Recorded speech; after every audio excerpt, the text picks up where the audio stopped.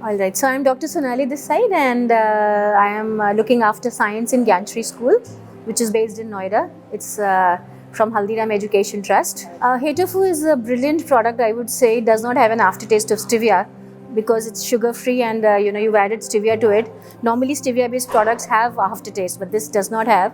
And one more thing I would like to add here is that it's an excellent product for children because kind of a nutraceutical for them. Yes, I would say, because it has DHA and Yes. things which are brain stimulating and all of that. So it's a good product, and the taste is very nice, like a normal candy. Children, if they want, they can have it without taking the extra calories of the sugar, and what it's a healthy alternative, I would say. What do you think about the replacement of confectionaries by Hetafu? Do you think this will be useful for the kids? Definitely, it's something which is needed at this time. So so they are adding probiotic also, and DHA is there. So it's a very nice nutraceutical product which can go into everyday life of children without having harming them for their cavities in their tooth, which they normally get if they're eating anything sweet.